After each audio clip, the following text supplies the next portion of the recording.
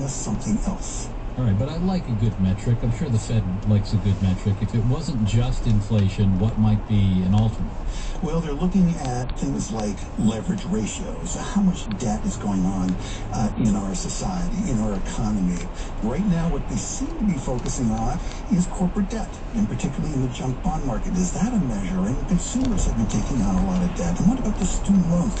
So credit seems to be a big part of the discussion, but nonetheless, if you look over the past 3 decades, David, it's really been a discussion about inflation, and we all still talk about inflation. And if you're looking at the inflation numbers, this economy has room to run. Well, we'll see if they nail it. Marketplace's senior economics contributor, Chris Farrell, thank you. Thanks a lot, David. And the U.S. dollar is at a 16-month high. It's up at €1.12 at this point. This is the Marketplace Morning Report from APM, American Public Media. Support for WNYC comes from Catholic School in Westchester County, offering an opportunity to learn about kindergarten and grade 2 on Catholic 285-acre campus at the Lower School Open House, November 17th. CatholicSchool.org. This is WNYC New York. I'm David Bush. The BBC News Hour is next on 93.9 FM. It is The Takeaway next on AM 820.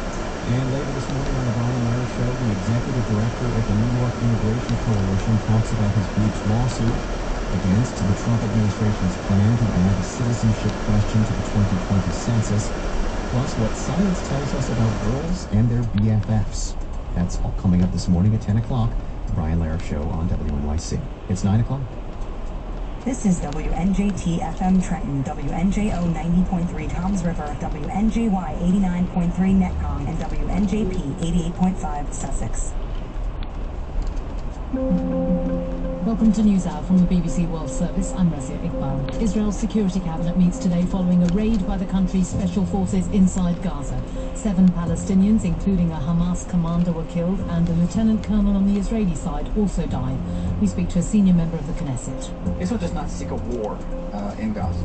We don't. And I think we've gone to extraordinary lengths to avoid a war. So we're giving this ceasefire a last chance. We hope it holds. And we also hear from a senior Hamas spokesman who says Israel is not interested in peace. Israel put a big knife in the back of the ceasefire. This proves that Israel is not interested in the stability and prosperity of Gaza. They try to break any agreement done by the front parts.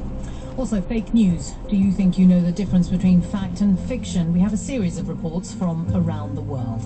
All that and a lot more coming up after the latest world news.